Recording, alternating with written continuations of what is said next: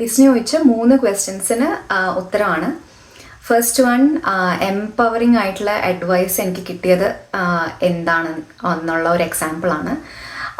അപ്പോൾ എനിക്ക് അതിൽ തോന്നിയിട്ടുള്ളത് the concept of self love, അല്ലെങ്കിൽ പുട്ടിങ് യുവർ സെൽഫ് ഫസ്റ്റ് എന്നുള്ള, അത് സെൽഫിഷ് അല്ല ഉള്ള ആ ഒരു റിയലൈസേഷൻ എനിക്ക് തോന്നി. അത് ഭയങ്കര എംപവറിങ് ആയിട്ട് തോന്നി. അതിപ്പോൾ ആലോചിക്കുമ്പോൾ ഒരു ഭയങ്കര ഒബ്വിയസ് ആയിട്ടുള്ള ഒരു കോൺസെപ്റ്റാണ്. പക്ഷേ അതെനിക്ക് കുറച്ച് കൊല്ലം മുന്നെയാണ് അത് മനസ്സിലായത്. അത് ഇന്ന ഒരാളെന്നല്ല എനിക്കത് അഡ്വൈസ് തന്നത്, പലപ്പോഴായിട്ടും അങ്ങനെ ഗ്രാജുവലായിട്ട് പഠിച്ചു വന്നൊരു കാര്യമാണ്. സെക്കൻഡ് ക്വസ്റ്റ്യൻ, സൊസൈറ്റിക്ക് വിമനെ കുറിച്ചുള്ള മിസ്കൺസെപ്ഷൻ ആയിട്ട് എനിക്ക് തോന്നിയ കാര്യം എന്താണെന്നാണ്.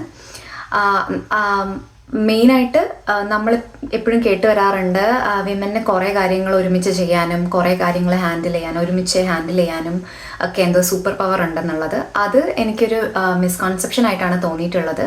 ബിക്കോസ് ഞാൻ അങ്ങനെ കണ്ടിട്ടുള്ള ഒരുപാട് തവണയും അത് ഇറ്റ്സ് ബിക്കോസ് അതിലേക്ക് കൂടുതൽ എഫേർട്ടും കൂടുതൽ ടൈമും ഒക്കെ വിമൻ മാറ്റി വെക്കുന്നതുകൊണ്ടാണെന്നാണ് എനിക്ക് തോന്നിയിട്ടുള്ളത്.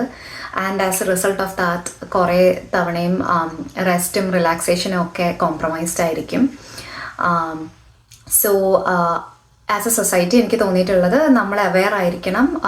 ഒരാൾ ഹ്യൂമൻലി പോസിബിൾ ആയിട്ടുള്ളതിനേക്കാളും കൂടുതൽ കാര്യങ്ങൾ ചെയ്യുന്നു എന്നുള്ളപ്പം അത് അവരെ അഡ്വേഴ്സ്ലി എഫക്റ്റ് ചെയ്യുന്നുണ്ടോ എന്നുള്ളത് നമ്മൾ അവെയർ ആയിരിക്കണം എന്ന് തോന്നിയിട്ടുണ്ട്.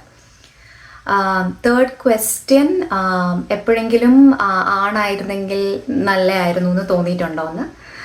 ഒരുപാട് പ്രാവശ്യം തോന്നിയിട്ടുണ്ട്. പക്ഷെ മെയിനായിട്ട് ഇപ്പോൾ പറയുകയാണെങ്കിൽ എനിക്ക് തോന്നിയിട്ടുണ്ട് ഓഫീസിലെ മീറ്റിങ്സിലൊക്കെ ആണായിരുന്നെങ്കിൽ, അല്ലെങ്കിൽ കുറേ കൂടെ ഹൈറ്റും വെയ്റ്റും ഗാംഭീര്യമുള്ള ശബ്ദവും ഒക്കെ ഉണ്ടായിരുന്ന ഒരാളായിരുന്നെങ്കിൽ പറയുന്ന കാര്യങ്ങളൊക്കെ കൂടുതൽ ആൾക്കാർ കേട്ടേനെ, സീരിയസ് ആക്കി എടുത്തേനെ എന്ന് എനിക്ക് തോന്നിയിട്ടുണ്ട്. ഗ്രാജുവലി അത് മാറി വരും എന്നാണ് എൻ്റെ വിശ്വാസം.